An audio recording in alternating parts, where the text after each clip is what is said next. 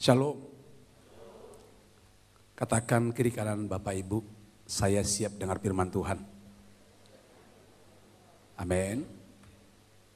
Saya pengen bawa kita terus masuk hadirat Tuhan. Saudara, hal yang paling indah itu tinggal dalam hadirat Tuhan. Nyaman, saudaraku. Kalau orang menangis karena masalah, matanya bengkak bisa jadi sakit.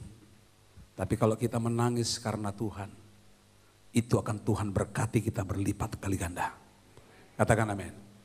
Nah Bapak Ibu, hari ini saya sampaikan satu tema yang mungkin buat orang gak keren. Tetapi saya diingatkan Tuhan tentang hal ini. Sadar atau tidak sadar, ini sudah masuk kita di minggu terakhir bulan April. Tidak terasa, cepat banget, betul Bapak Ibu? Mulai kita ingat dari awal April, awal bulan sampai sekarang, apa sih yang sudah kita buat sama Tuhan? Bagaimana sih karakter kita? Firman Tuhan terus menasehati kita. Firman Tuhan terus kita dengar, respon kita bagaimana? Kadang kita menganggap firman Tuhan yang disampaikan penghakiman bagi kita. Padahal itulah cara Tuhan menegur kita sebenarnya. Nah hari ini saya menyampaikan supaya kita tidak melakukan ini. Dan inilah yang sering dilakukan orang, bahkan di dalam pelayanan di gereja pun, bahkan sebelum beribadah pun, bahkan di tengah-tengah ibadah pun, banyak orang langgar ini saudaraku. Namanya bersungut-sungut. Betul Bapak Ibu? Nah coba kita belajar hari ini. Kita diajar Tuhan tentang bersyukur, kuasa ucapan syukur. Ada kuasa dalam ucapan syukur dan ada juga kuasa dalam sungut-sungut. Sebelum saya sampaikan ini, saya boleh sampaikan dulu buat Bapak Ibu. Bagaimana bangsa Israel, waktu Tuhan melihat bangsa Israel diperbudak oleh Mesir atau Raja Firaun selama 430 tahun. Bukan waktu yang singkat. Lalu Tuhan tidak tahan melihat umat pilihannya menderita. Betul Bapak Ibu? Demikian juga Tuhan. Kalau saudara dan saya punya masalah, Tuhan pun gak tahan melihat masalah saudara. Pengen Tuhan selesaikan masalah kita. Katakan amin. Cuman yang jadi masalah, mau gak diselesaikan masalah kita? Katakan mau. Iya harus mau. Asal mau kita menjadi partnernya Tuhan. Lalu waktu Tuhan perintahkan Musa, Tuhan pilih Musa. Seperti tadi dalam hadirat Tuhan. Waktu Tuhan perintahkan Musa, Musa itu tahu persis bagaimana medannya di padang gurun. Begitu mengerikan. Dia nervous, dia merasa tidak sanggup. Lalu Musa berdoa, Tuhan kalau enggak besertaku, aku tidak mau berjalan. Nah saya mau ajak Bapak Ibu, di masa sulit ini, setiap hari kita harus katakan itu. Katakan amin. Baik dalam pelayanan, semua.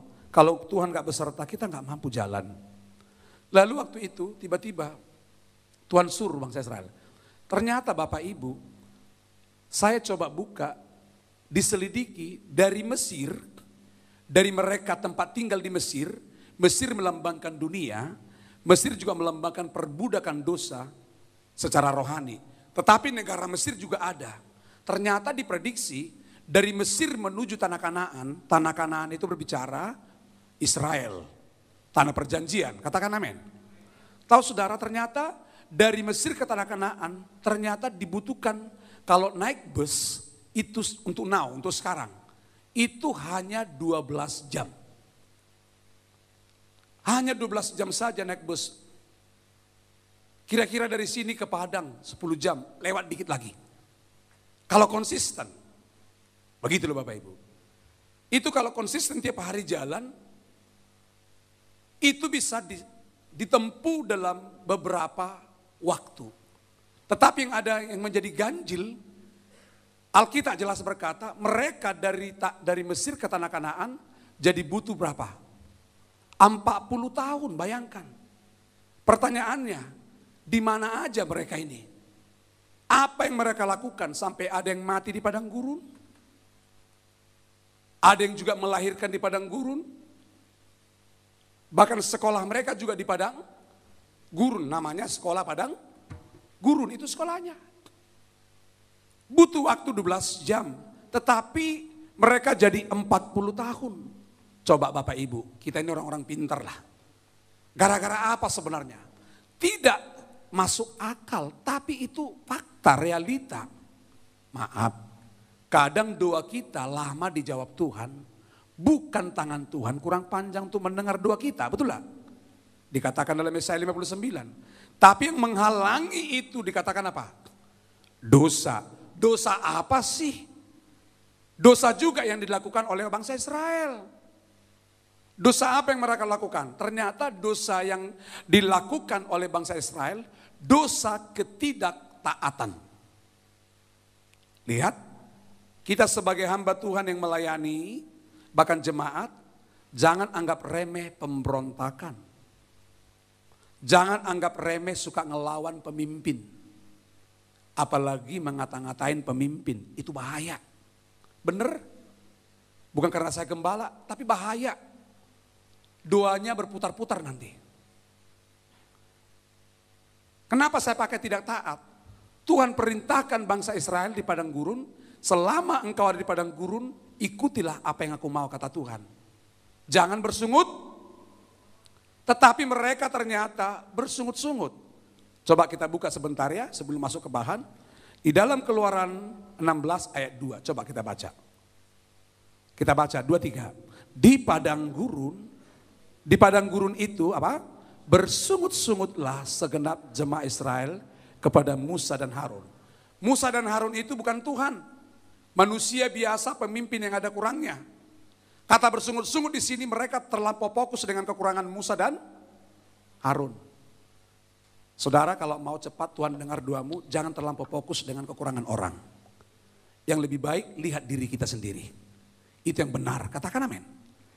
Ini mereka bersungut-sungut. Kata bersungut-sungut di sini melihat kekurangan pemimpinnya terus menerus dilihat. Lalu tambah besarlah persungutan mereka. Lalu ada yang marah gara-gara makanan. Lihat ayat 8. Apa yang dikatakan Musa dan Harun? Baca 2-3.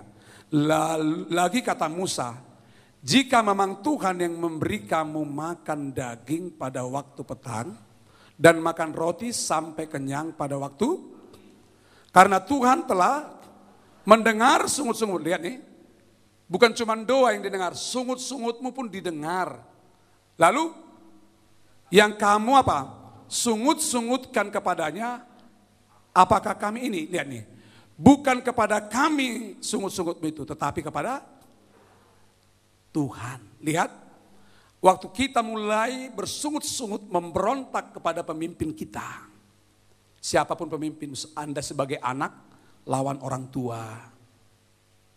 Engkau di kantor gak jujur sama pemimpin, kau memberontak.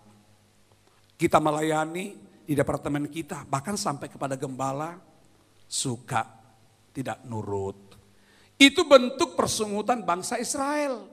Lalu mereka bangsa Israel ngumpul di belakang mengata-ngatain Musa dan Harun. Lalu Musa berkata begini, sungut-sungutmu itu bukan untuk aku. Tetapi itu untuk Tuhan yang menciptakan aku. Jadi hari ini konsepnya harus mulai mengerti. Jadi ternyata bangsa Israel itu seharusnya 12 jam naik mobil karena zaman dulu belum ada mobil. Anggaplah jalan kira-kira sampai sini ke Padang. Butuh waktu kalau dia konsisten entah berapa minggu lah. Ternyata Bapak Ibu jadi 40 tahun hanya gara-gara dosa yang sehari-hari kita anggap itu biasa. Namanya bersungut-sungut. Melakukan tidak dengan tulus. Istri memasak masakan buat suami, buat kopi bersungut-sungut. Melayani juga bersungut-sungut. Beribadah juga bersungut-sungut. Kalau orang bersungut-sungut itu ternyata kita itu sama dengan kita nih bersungut-sungut sama Tuhan. Itulah yang membuat doa kita tidak dijawab Tuhan. Nah, apa yang harus kita lakukan? Kalau orang Israel gagal dalam dosa, ucapan syukur, gagal dalam mereka bersungut-sungut, mari kita belajar apa yang harus kita lakukan seperti masa sekarang. Ini juga kita sedang masuk dalam masa padang gurun, betul Bapak Ibu? Belum bisa kita tebak sampai kapan masa pandemik ini, betul ya? Di sini ada dari Polri, ada juga dari anggota DPR yang hadir. Belum ada yang bisa tebak, betul lah? Sampai kapan masa pandemik ini? Dari yang bisa tebak. Sampai kapan kita pakai masker terus sesak, nggak bisa beribadah.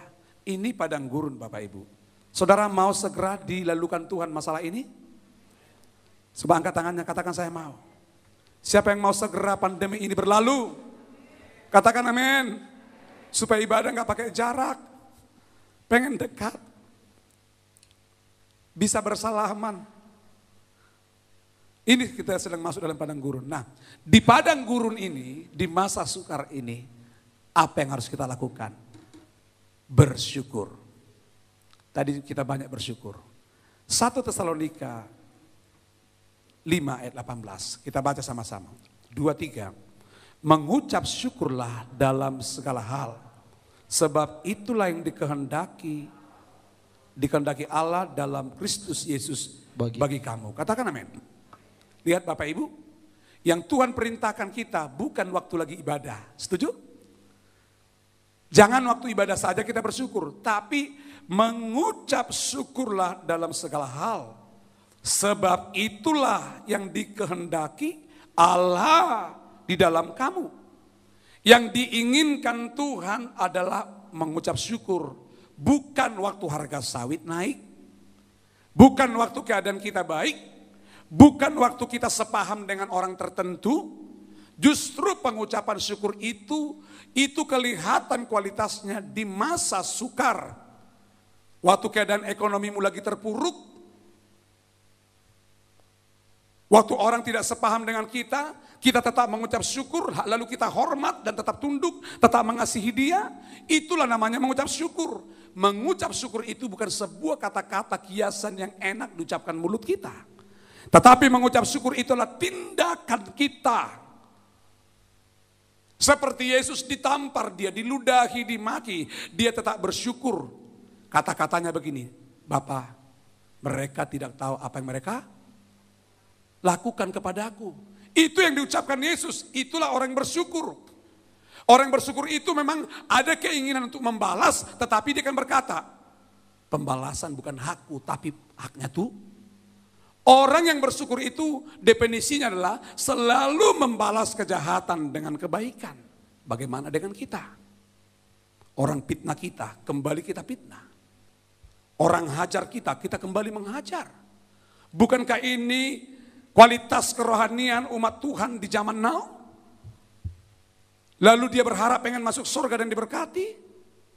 Selama kita ada dalam dosa sungut-sungut ini, Bapak Ibu, kita akan terus diizinkan Tuhan di padang gurun. Kalau orang Israel 40 tahun, saya tidak tahu berapa tahun. Salah satu kehendak Tuhan dalam hidup kita adalah mengucap syukur. Katakan bersyukur. Jika kita melakukan kehendak Tuhan, lihat ya, tadi kehendak Tuhan itu apa? Mengucap syukur. Waktu kita melakukan kehendak Tuhan, kita sedang menyenangkan apa? Hati Tuhan. Jadi Tuhan itu disenangkan bukan dengan menghabiskan lagu 7. Menghabiskan satu penyembahan yang keren dengan musiknya. Oh no. Tetapi menyenangkan Tuhan itu adalah waktu kita melakukan kehendak Tuhan. Apa itu kehendak Tuhan? Kehendak Tuhan adalah apa yang Tuhan mau dalam hidup kita, bukan yang kita mau.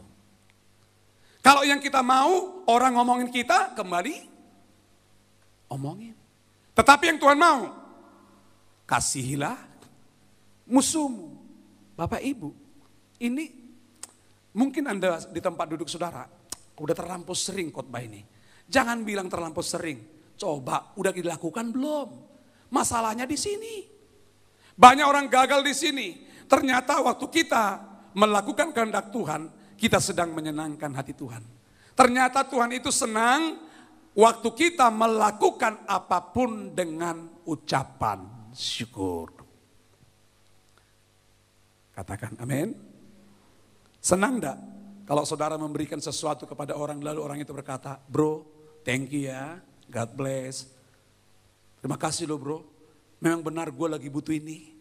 Kita dengar itu kayaknya kita pun yang memberi senang. Demikian juga Tuhan. Kita bilang sama Tuhan, Tuhan kamsia. Terima kasih Tuhan, terima kasih. Memang aku lagi perlu ini. Karena kita mengucap syukur dengan kerendahan hati, Tuhan bilang, akan makin gua tambah sama lo.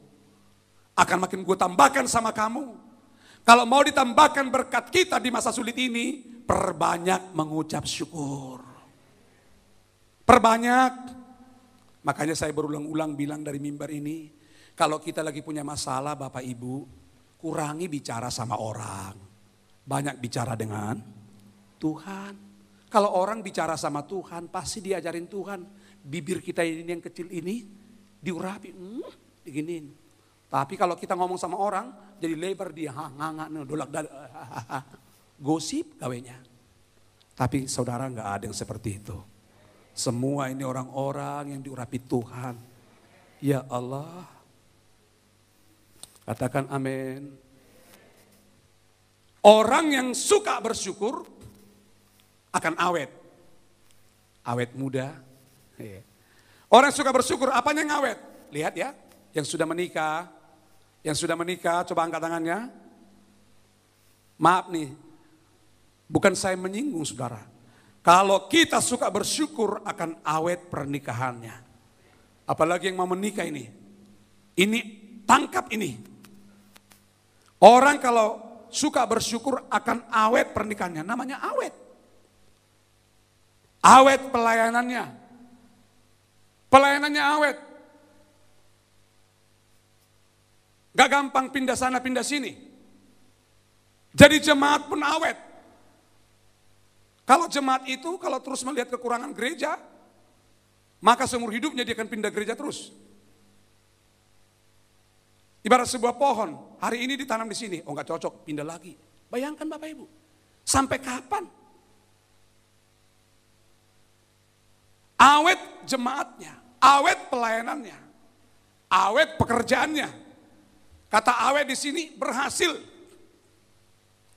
Pekerjaannya awet. Apa yang dibuat tangannya berhasil dan beruntung. Awet persahabatannya.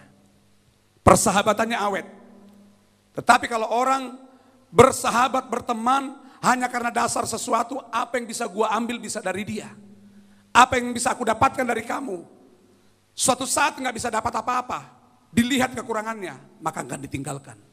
Tetapi kalau kita bersahabat dengan ucapan syukur, karena itu perintah Tuhan. Waktu kita melihat kekurangan teman kita, justru kita mendoakannya, bukan mengata-ngatainya. Tetapi orang sekarang dilihat kekurangan sahabatnya, teman pelayanannya, terus diumbar, diperbincangkan. Sampai Jambi tahu, dari Simpang Aceh sampai ke Simpang Rimbo, terus diperkatakan. Iblis yang senang, Tuhan sedih. Dan imun-imun rohanimu juga menurun. Tuhan mau persahabatan kita, pekerjaan kita, pelayanan kita, pernikahan kita awet. Yang mau katakan amin. Waktu kita bersyukur, kita sedang membuktikan bahwa kita sedang menghormati Tuhan. Orang yang bersyukur itu sesungguhnya dia menghormati Tuhan. Orang yang bersyukur. Contoh nih, ada polisi di sini. Kalau komandannya lewat, gak ada rumusnya.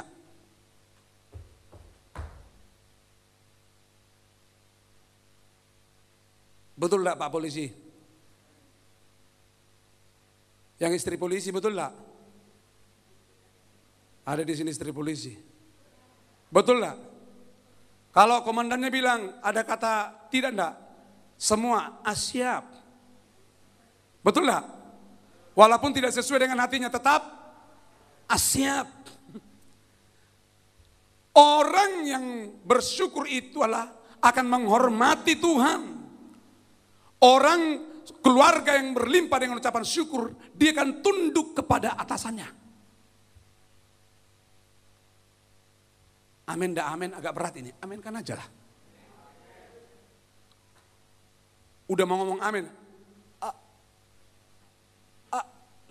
Agak sulit.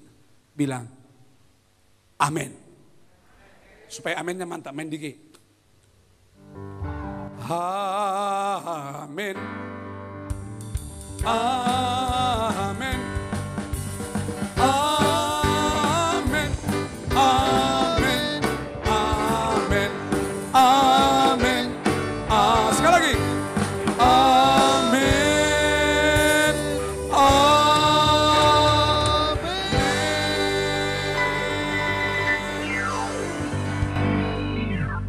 Perlu juga amin itu dibentuk dalam nyanyian.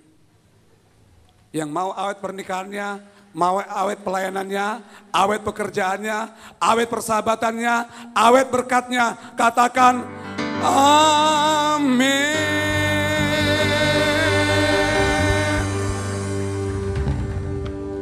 Kuncinya menghormati Tuhan. Waktu kita bersyukur kita sedang membuktikan hormat, respect. Kata hormat ada respect dengan komandannya. Respect dengan Tuhan. Kalau kita mengakui Tuhan Yesus adalah komandan kita, respect dengan Dia. Tunduk sama Dia. Akan kelihatan kok. Kalau seseorang gak respect dengan pemimpinnya, akan ditunjukkan dia, gak datang aku. Bayangkanlah, gak ikut aku. Iya kalau gak ikut yang rugi siapa? Saya mau nanya, yang rugi siapa? Perlu kita ini respect. Jadi ingat kata-kata Musa tadi, sesungguhnya kamu bersungut-sungut bukan kepada saya, tapi kepada. Itu namanya prinsip salib. Vertikal, horizontal. Bagaimana sikap kita ke Tuhan, itulah kualitas kita ke sesama. Demikian juga kualitas Anda ke sesama, itulah sesungguhnya gambaranmu dengan Tuhan. Mari kita semakin meningkatkan rasa menghormati satu dengan yang lain. Waktu kita bersyukur, kita sedang membuktikan apa? Mempercayai Tuhan. Kita sedang mempercayai Tuhan. Percaya. Walaupun hari ini doa kita belum dijawab Tuhan, aku tetap percaya. Boleh main Didi. Apapun yang terjadi, tetap Tuhan akan tolong. Katakan amin. Apapun yang terjadi di dalam hidupku, selalu ku berkata, Tuhan Yesus baik. Percayalah Tuhan tolong dalam segala hal yang terjadi, tetap ku berkata, Tuhan Yesus baik. Angkat tangan kita. Ku sembah Kau, ku sembah Kau. Tak dapat ku membalas kasih-Mu. Ku sembah Kau, ku sembah Kau Bapa. Ku rindu selalu hatiku percaya, hatiku percaya, amin. Hatiku percaya, hatiku percaya,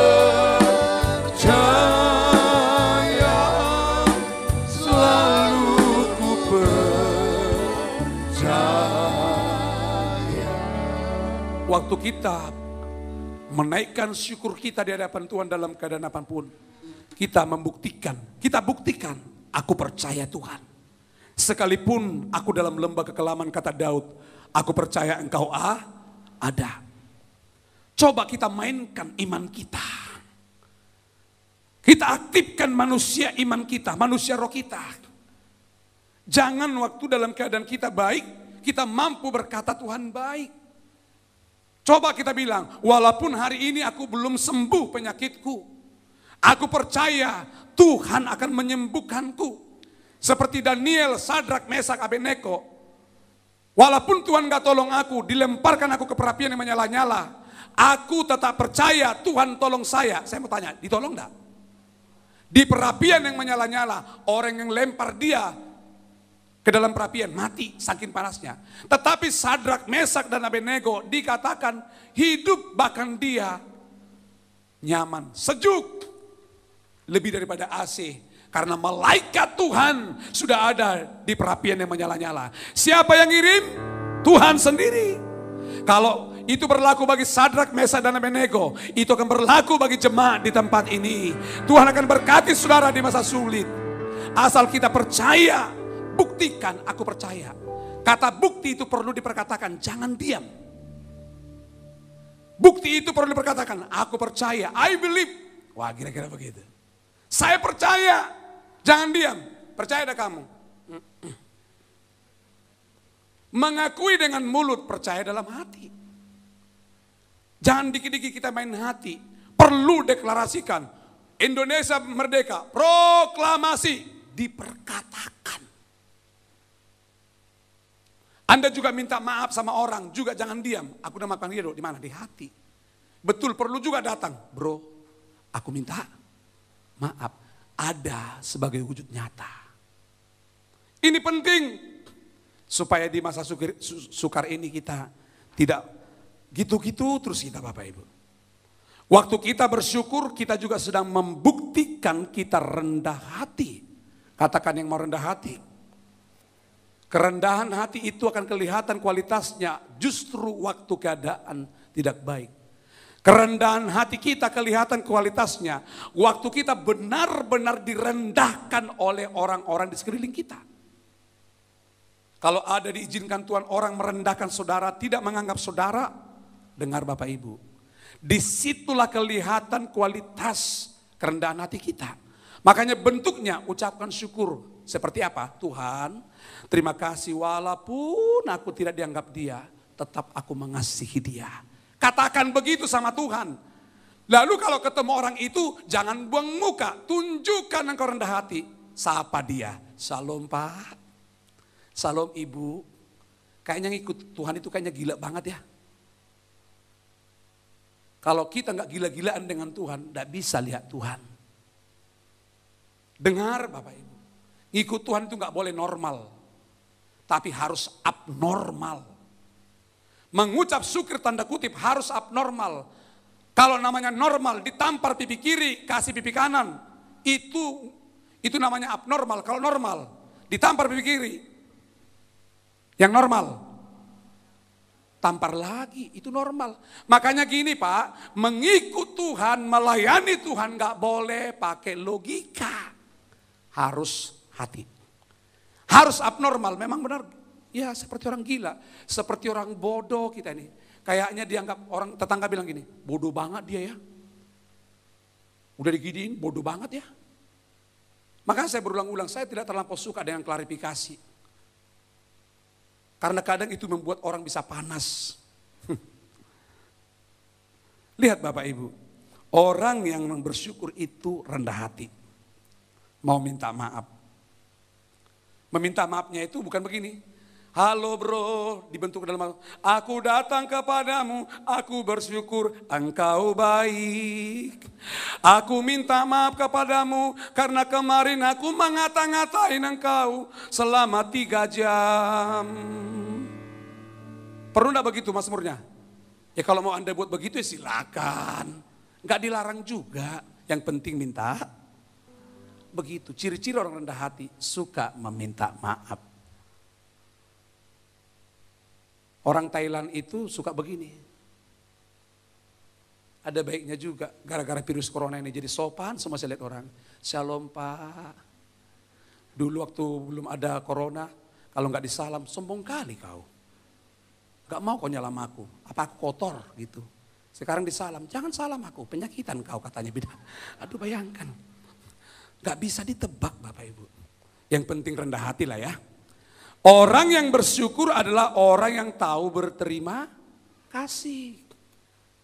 Orang yang bersyukur itu tahu terima kasih. Kesal gak saudara?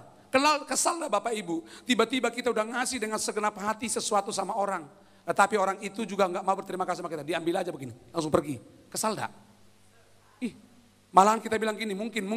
Nyesal gue ngasih sama dia. Sombong banget nih orang kan begitu. Tapi kalau dikasih seperti tadi, namanya juga terima kasih.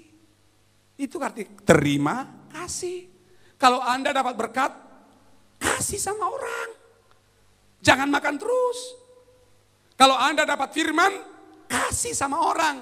Ceritakan sama orang. Jangan pulang dari gereja ini kita tiba-tiba, wow gini. Tapi nggak diceritakan sama orang. Beri, kasih sama orang. Ceritakan sama tetangga, katakan Tuhan itu baik. Gitu loh. Katakan amin. Dia suka berterima kasih. Orang yang tahu berterima kasih adalah orang rendah hati. Orang rendah hati adalah orang yang berkenan di hati Tuhan. Siapa yang mau berkenan di hati Tuhan? Angkat tangannya. Katakan amin. Level ucapan syukur kita sangat menentukan kebesaran dari perjalanan hidup kita.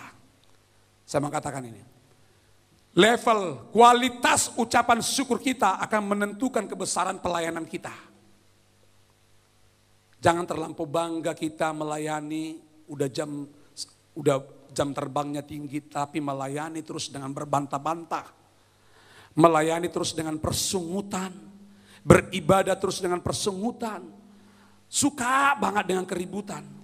Mari coba kita rubah mindset kita. Layanilah Tuhan dengan ucapan syukur. Karena itu akan menentukan kebesaran daripada perjalanan gereja ini. Itu akan menentukan kebesaran daripada perjalanan hidup kita, rumah tangga kita. Naikkan ucapan syukur. Nah, mengapa Tuhan menghendaki hati kita melimpah dengan ucapan syukur?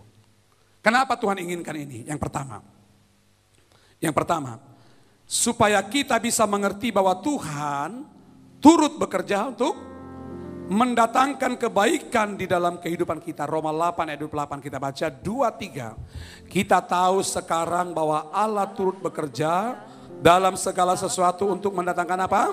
Kebaikan bagi mereka yang mengasihi Dia, yaitu bagi mereka yang terpanggil sesuai dengan rencana Allah. Katakan amin. Saat kita bersyukur, Bapak Ibu, Roh Kudus memberikan kita kekuatan yang baru. Katakan amin. Memberikan saudara hikmat, memberikan kita pengertian, sehingga kita bisa mengerti, katakan mengerti, dan percaya bahwa Allah turut bekerja di dalam segala hal untuk mendatangkan kebaikan. Katakan amin. Saat kita bersyukur, kita sedang melatih diri kita menjadi pribadi yang positif, optimis untuk memiliki pengharapan kepada Tuhan. Kenapa perlu kita bersyukur? Supaya kita tahu bahwa Allah itu turut bekerja dalam hidup kita. Kalau cerita ini sampai sore pun enggak cukup waktu. Terlampau banyak perbuatan Tuhan yang Tuhan buat dalam hidup kita. Dalam hidup saya. Secara umum, enggak apa-apa di mimbar ini saya ulang lagi cerita tentang kapal Titanic. Ingat Bapak Ibu yang pernah saya katakan? Bagaimana seorang anak muda yang cinta Tuhan. Anak muda yang cinta Tuhan ini menggambarkan saudara dan saya. Karena kita pun cinta Tuhan. Katakan sama-sama, saya cinta Tuhan. Karena dia sebagai seorang pekerja yang profesional di bidangnya. Lalu sang bos memberikan dia bonus. Pada waktu itu kapal Titanic adalah kapal pesiar paling top pada waktu itu. Lalu diberikan bonus. Maka seluruh karyawan akan berangkat keliling dunia karena kamu dapat bonus, kamu bekerja dengan baik. Dikatakan kepada pemuda ini karena dia pemimpin di perusahaan itu. Sang owner memberikan janji kepada dia senang. Diberitahu dia kepada staf, kita akan keliling dunia naik kapal pesiar. Itu kebanggaan pada waktu itu. Lalu waktu mungkin dia cerita, angkatlah pemuda ini kampungnya mungkin di Tarutung. Dia cerita, "Ma, Bapak," karena dia orang Batak cara manggilnya begitu. "Saya mau jalan ke dunia keliling naik kapal pesiar." "Enak kali lah kau enak ya." Wah, kira-kira begitu. Ternyata anggaplah seperti itu. Karena seorang pemuda ini tinggal di komplek perumahan yang luar biasa. Tahu saudara, dia sudah buat meeting untuk membuat bagaimana nanti jam berapa kita berangkat. Besok ketemu kita nanti di pelabuhan. Jam sekian, jangan ada yang terlambat. Betul, nggak ada yang terlambat. Ternyata tiba waktunya, semuanya teman-temannya sudah di pelabuhan. Si pemuda ini sudah mempersiapkan bajunya dengan rapi, dimasukkan dalam tas. Lalu dia berdoa, sujud kepada Tuhan karena dia satu-satunya yang cinta Tuhan dan berharap sama Tuhan. Dia doa sama Tuhan, "Engkau Allah Immanuel yang memberkatiku. Berkati aku waktu aku di darat, di udara, dan di laut." Doanya keren. Ternyata dia habis doa, habis dikunci pintu, begini. Pas dia tarik taksnya mau masuk ke mobil, ke taksi pada waktu itu. Tiba-tiba seekor anjing herder. Wah, yang begitu ganas menerkam dia. Dihajar dia. Wah, sampai habis robek, infal. Dilarikan ke rumah sakit. Sampai di rumah sakit. Dirawat di luar biasa supaya nanti tidak rabies. Teman-temannya bingung. Lalu teman-temannya pun gak bisa lagi. Akhirnya teman-temannya berangkatlah. Mulai. Kira-kira begitulah. Suara kapalnya itu mau berangkat. Jalanlah. Mungkin didengar dia mulai dari kesal. Di mana Tuhan? Lihat nih, mulai dipersalahkan dia Tuhan. Bukankah aku telah berdoa kepadamu? Aku udah berdoa, engkau Allah Immanuel, di udara, di laut, aku percaya kepadamu. Di mana? Mulai dibandingkan dirinya dengan pemuda yang lain. Itu yang dikatakan dalam Mazmur 73. Mereka enggak percaya Tuhan. Mereka sudah berangkat naik kapal Titanic. Bukankah itu yang kuidam-idamkan? Tuhan enggak adil. Kata si pemuda ini. Tuhan hanya gini dari surga. Iya, terserah kaulah. Mulut-mulut kau juga. Kata Tuhan. Kan bukan mulutku, kau nyalain aku. Memang sungut-sungutmu juga ku dengar kayak yang tadi. Didengar. Sementara dia lagi dirawat, tiba-tiba lagi dalam keadaan dia udah parah banget. Semua perawat di rumah sakit itu juga dimarahi. Apa cara nyuntikmu nggak pas? Semua jadi salah. Kalau orang yang bersungut-sungut, sekelilingnya semua salah.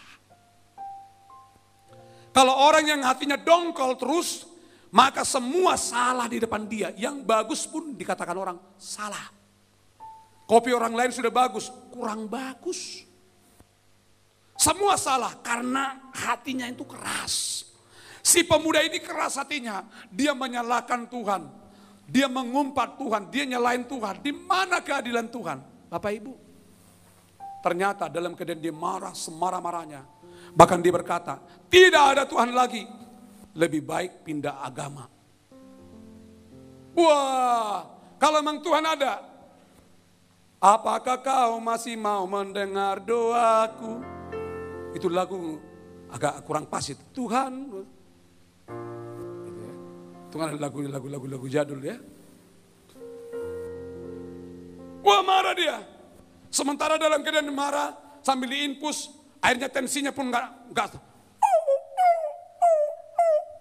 Orang kalau namanya hati udah marah, jangankan tensi, semua kolesterol pun naik. Saraf pun sakit. Rambut yang rata gini pun berdiri. Ubun-ubun pun naik bejibun.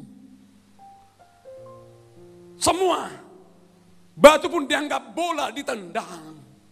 Kakinya juga yang luka. Wah, kalau udah marah ini semua. Wow. Dia tiba-tiba menjadi Kapten Bangun. Wow. Dia menjadi Jet Li. Wow. Jadi Jackie Chan. Wow. Ditendangin semua. Dia lupa Dia lupa diinpus. Waktu Anda bersungut-sungut, Anda sedang diinpus Tuhan. Dia marah. Dalam keadaan dia marah. Perawat juga tahu dilayani. Sementara dia dalam keadaan marah. Semarah-marahnya dia coba menenangkan diri. Hidupin TV. Waktu diputar dia TV. RCTI. Cek. Oh. Semua tentang kapal Titanic, Indosiar, Titanic, SCTV, Titanic, Trans TV, La TV juga sama TV Jambi. Semua tentang tenggelamnya kapal Titanic. Semua mati. Binasa semua. Mati, tenggelam, kelelap di dalam air. Bergaullah mayat itu dengan ikan teri, ikan apa? Bukan ikan gabus, itu ditawar. Dengan semua ikan, begini dimakanin ikanlah dia. Terlampau parah dia sama Bapak Ibu. Sementara dilihat si pemuda ini, dia diam. Tadinya ganasnya,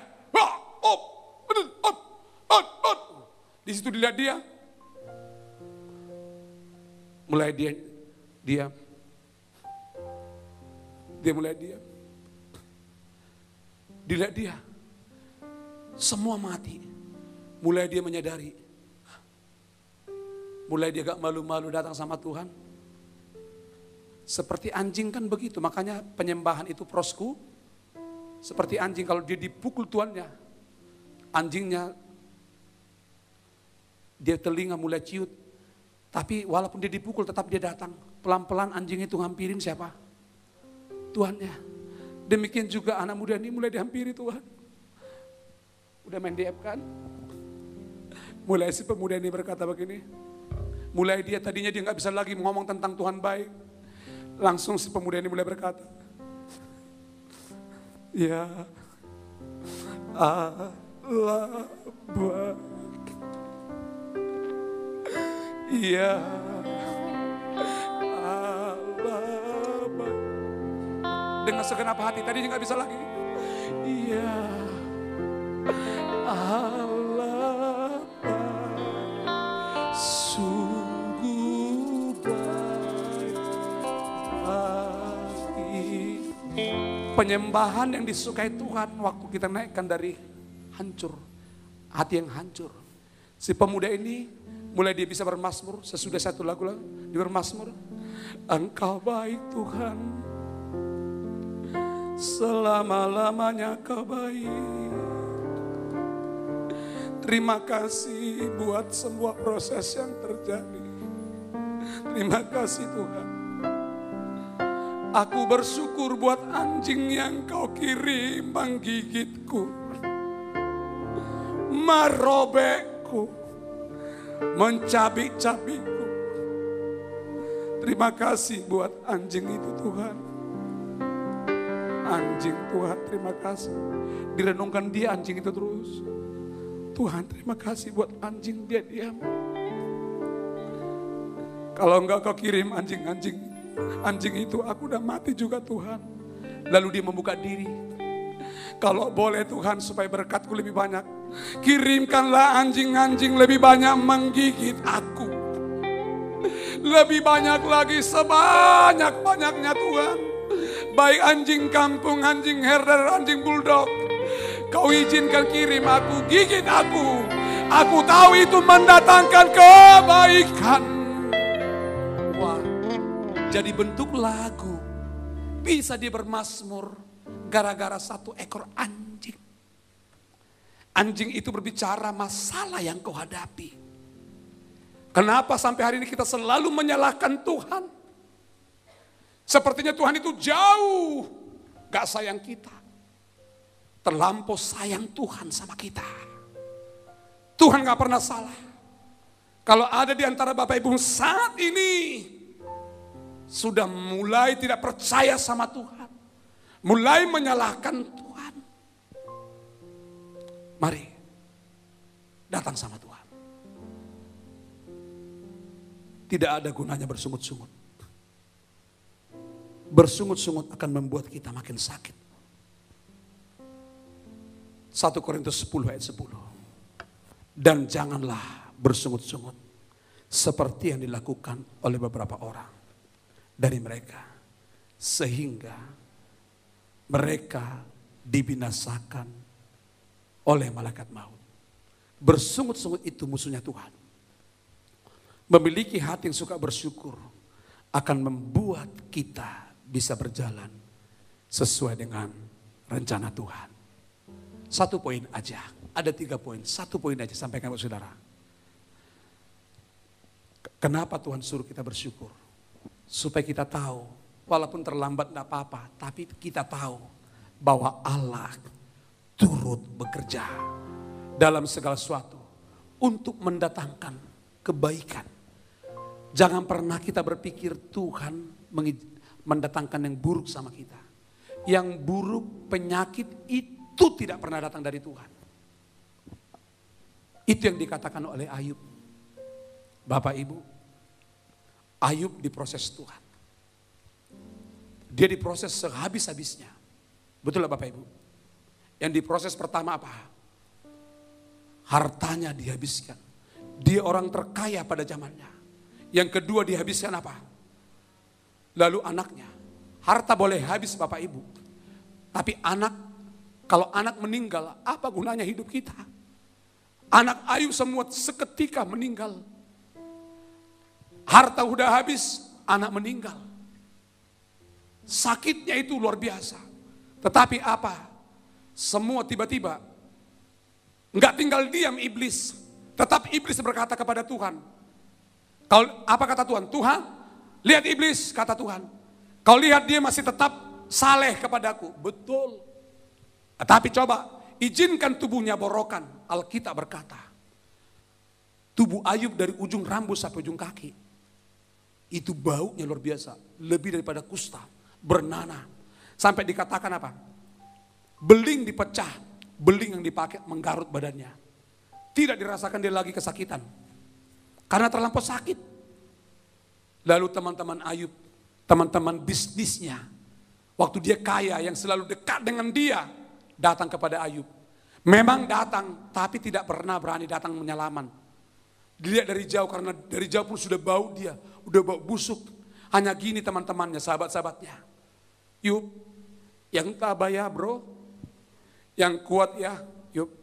Ya, kalau saya jadi Ayub, lebih baik kau nggak datang. Ngapain kau datang tapi kau kuatkan aku, tapi dari jauh. Lebih sakit hati Ayub. Ayub itu ternyata kepahitan, jengkel. Saudara lihat, lagi Ayub harta habis, anak mati, dia penyakitan. Ada satu lagi yang memproses dia. Dan itu yang paling terjadi di rumah tangga, istrinya. Sementara suaminya lagi punya masalah, yang benar istri itu harus kuatkan Ayub. Sabar ya papa, tidak selama-lamanya papa sakit, papi pasti sembuh. Itu yang benar. Tetapi istrinya bersungut-sungut. Dibilang apa? Papi, tinggalkan Tuhanmu. Di mana Tuhanmu? Katanya dia baik. Udah mati anak kita, harta kita habis. Papi juga penyakitan. Lebih baiklah tinggalkan Tuhan. Ayub berkata, aku lahir telanjang. Pulang pun aku harus telanjang. Ayub tetap dia kuat. Prosesnya sampai Ayub 42. Tidak mudah Bapak Ibu. Saya lihat, saya pelajari Ayub. Ayub tidak ada rencana ganti istri. Gak ada. Walaupun dia sudah menyakiti, gak setia. Suaminya namanya Ayub tetap setia sama istrinya. Pesan kepada para suami. Tetap setia dengan pasanganmu. Apapun tetap setia. Ucapan syukur berbicara kesetiaan. Tetap Ayub menaikkan syukur. Tetapi dalam ucapan syukur Ayub, ternyata juga dia ada terganjal di hatinya. Ternyata Ayub, ternyata dia kepahitan. Alkitab berkata, sesudah Ayub mengampuni sahabat-sahabatnya, keadaan Ayub dipulihkan 2 kali lipat. Terakhir Ayub 42 ayat 10. Kita buka. Kalau orang bersyukur, dia akan melakukan firman. Ayub 42 ayat 10. Kita baca sama-sama, 2, 3. Lalu Tuhan memulihkan keadaan Ayub setelah ia meminta doa untuk sahabat-sahabatnya. Dan Tuhan memberikan kepada Ayub 2 kali lipat dari segala kepunyaannya dahulu. Lihat Bapak Ibu, Tuhan kasih kepada Ayub 2 kali lipat, double portion. Dalam hal apa 2 kali lipat? Dalam hal berkat, kekayaan, pengurapan, Tuhan kasih 2 kali lipat. Hanya gara-gara Ayub apa? Mengangkat tangannya. Menaikkan doa buat siapa? Sahabat-sahabatnya. Mengangkat tangan ini berbicara, mengampuni orang yang mengecewakan dia. Saya mengatakan buat Bapak Ibu, dalam 1 bulan ini, hampir tiap minggu saya katakan tentang pengampunan. Ini di minggu terakhir April. Orang yang bersyukur, hatinya akan bersih daripada kekesalan, kebencian. Kalau kita mau dipulihkan Tuhan 2 kali lipat berkatmu, yang hilang kembali lagi. Kuncinya, jangan benci orang, tapi benar-benar jangan benci. Jangan cuma di mulut. Saya tertarik membuat anak saya namanya Yemimah yang menari. Gara-gara saya kagum dengan pribadi Ayub. Lalu sesudah Ayub, anaknya mati semua. Tapi sesudah dia dipulihkan, istrinya mengandung lagi. Melahirkan 3 putri yang cantik. Namanya Yemima, Kesia, dan Keren Hapuk. Dan nama ini sudah saya berikan kepada orang. Nanya saya, tolong buat nama anak saya. Ada yang saya buat Keren Hapuk. Kalau Yemima itu milik saya. Saya bilang nama anakku Yemima artinya dipulihkan Tuhan. Luar biasa. Kalau mau kita dipulihkan Tuhan, Bapak Ibu, mari naikkan syukur. Orang yang bersyukur adalah orang melepaskan pengampunan. Orang yang bersyukur adalah orang yang menghormati Tuhan. Menjaga hatinya dengan segala kewaspadaan. Jangan pernah lagi berpikir Tuhan itu tidak baik. Selama-lamanya Tuhan itu baik. Katakan amin. Mari kita berdiri bersama-sama.